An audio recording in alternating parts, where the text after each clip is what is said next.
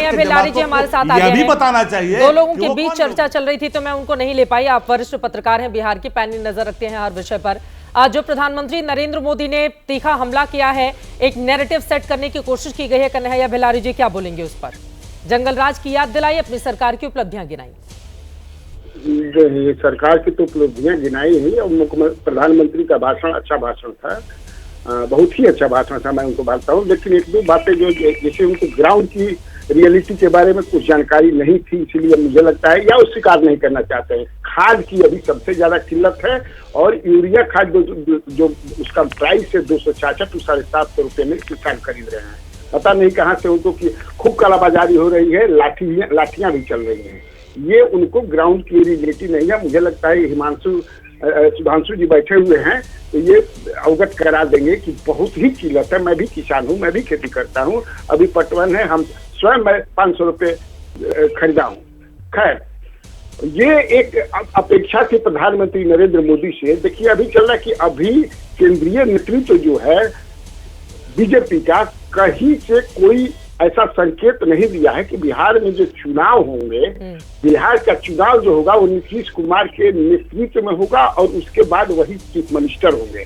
ऐसा कहीं से राज के बोल रहे हैं, नहीं भी बोल रहे हैं, of the record on the record बोल रहे हैं। जैसे आपने देखा होगा पिछले दिन दिलीप जायसवाल बोले, दूसरे दिन एयरपोर्ट पर हम लोगों ने पूछा तो कहे कि मैं बहुत छोटा आदमी हूँ, मैं इस पर क्या बोल सकता हूँ, तुरंत जो है बैकआउट कर गए। तो ये था कि आज प्रधानमंत्री इस पर कुछ बोलेंगे और मुझे लगा, पता नहीं क्यों मुझे ऐसा लगा कि प्रधानमंत्री का ये जो भाषण है बिल्कुल चुनावी भाषण है, बिल्कुल चुनावी भाषण है।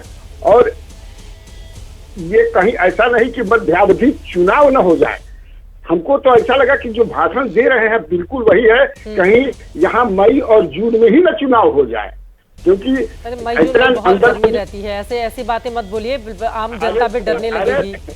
कन्हैया जी, तो लोकसभा का चुनाव तो उसी समय हुआ था, गर्मी में ही हुआ था, तो गर्मी में क्या है। नीतीश कुमार भी अपने पुत्र को लॉन्च करना चाहते हैं, दिल से चाहते हैं लॉन्च करना, तो क्यों देर किया जाए। और चाहते भी हैं, मेरी जानकारी है कि बीजेपी चाहती है कि नहीं सही समय पर, नीतीश जी तो चाहते ही हैं। और दूसरी बात प्रधानमंत्री नीतीश जी अगर अपने बेटे को लॉन्च करना चाहेंगे, बीजेपी रोक लेगी, आपको लग रहा है?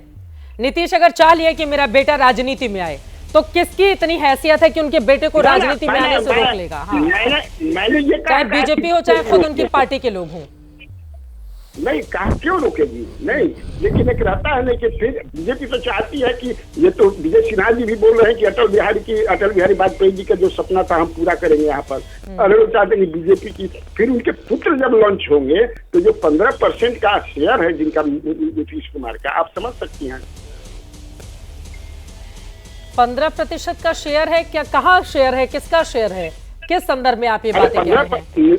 नीतीश कुमार 14-15% उनका वोट बैंक है ना। हाँ, वोट शेयर है, हाँ बिल्कुल। तो फिर वोट शेयर तो है ना, बिल्कुल। तो वो तो जिधर भी जाएंगे। अभी हाल ही में दिलीप जायसवाल ने क्या कहा था, दैवीय शक्ति है वो, दैवीय अवतार हैं वो, एक तरह से झूम कर तो बोल रहे हैं। ये तो सही बात है। आरजेडी वाले भी इंतजार में रहते हैं कि भैया नीतीश बाबू कब आ रहे हैं, बीजेपी वाले भी इंतजार में रहते हैं।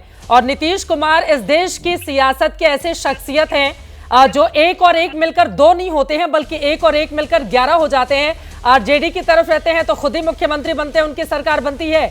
बीजेपी की ओर रहते हैं, खुद ही मुख्यमंत्री बनते हैं, एनडीए की सरकार हो जाती है। बोले उनके आरोपों पर, बोल रहे हैं यूरिया की बहुत कमी है और लाडले बता देने से क्या होगा सुधांशु जी। और नीतीश कुमार अपने बेटे को लॉन्च करना चाहते हैं, बीजेपी कहीं आड़े तो नहीं आ रही है, ये आरोप भी लगा रहे हैं वो।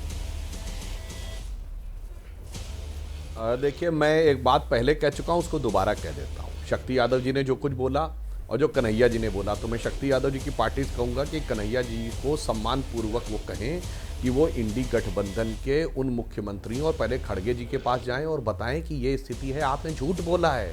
आपने दिल्ली में कहा है सब कुछ बिहार को दे दिया गया है, हमको नहीं दिया गया। फिर राहुल गांधी के पास जाके बताएं, उनके ज्ञान चक्षु खोलें कि बिहार को दे दिया गया है और उसको नहीं दिया गया। फिर तेलंगाना के मुख्यमंत्री के पास जाएं कि तेलंगाना को नहीं दिया जा रहा है, बिहार को दे दिया जा रहा है। फिर कर्नाटक के मुख्यमंत्री के पास जाएं कि नहीं साहब, बिहार को सब कुछ दे दिया जा रहा है।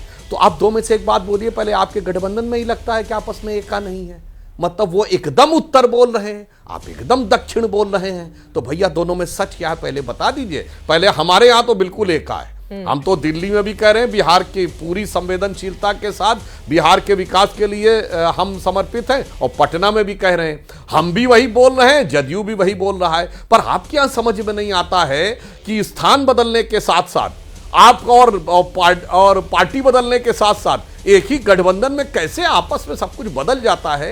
यही आप लोगों की विश्वसनीयता के ऊपर सबसे बड़ा संकट खड़ा कर देता है। लेकिन आप लोग ये तो नहीं बोलते ना कि सीएम वही बनेंगे चुनाव के बाद। सुधांशु जी, मैं उसी बिंदु पे आ रहा हूं। अभी नीतीश कुमार जी के बेटे की बात कही, तो मैं ये कयास और अनुमान की बात नहीं कर रहा हूं। जब राजद के साथ नीतीश जी थे, कर्पूरी ठाकुर जी के भारत रत्न के सम्मान के दौरान उन्होंने वहां पर तेजस्वी यादव जी की उपस्थिति में बोला था कि कर्पूरी ठाकुर जी तो अपने परिवार के किसी व्यक्ति को आगे नहीं बढ़ाए, और हम भी उन्हीं के उस आदर्श का पालन करते आ रहे हैं, और हमने उसी आदर्श का पालन किया है। तो ये तो वो है जो हकीकत है, ये वो है जो ऑफिशियल प्रोग्राम में बोला गया है, ये वो है जो ऑफिशियल स्टेटमेंट है, और उस समय इनकी सरकार थी, इनके साथ रहते हुए बोला गया है। तो मैंने तो फैक्ट रखा है, बाकी आप अपने ख्याली पुलाव में जो पुलाव पकाना हो। मगर एक बात बहुत साफ हो गई, इसका मतलब राजद और कांग्रेस को यह पता है कि वो एनडीए से लड़ाई में नहीं है,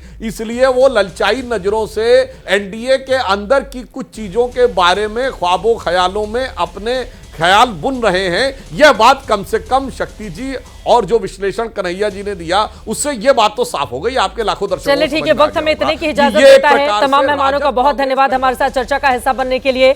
ख्वाबों ख्यालों का ये जो बिहार है वो किसके लिए ज्यादा मुफीद साबित होगा, किसके लिए चुनौती बनेगा, ये देखने वाली बात होगी। लेकिन कुल मिलाकर आज प्रधानमंत्री की ओर से जबरदस्त तरीके से विपक्ष पर हमला किया गया, तो वहीं विरोधी दल भी सवाल यहां पर खड़े कर रहे हैं। बिहार में कुछ ही महीनों के बाद होने हैं विधानसभा के चुनाव। देखना दिलचस्प होगा कि इस बार किसकी बाजी वहां पर ज्यादा मजबूती से दिखाई देती है। इसी के साथ महादंगल में अभी के लिए बस इतना ही। देश और दुनिया की तमाम खबरों के लिए आप देखते रहिए एबीपी न्यूज।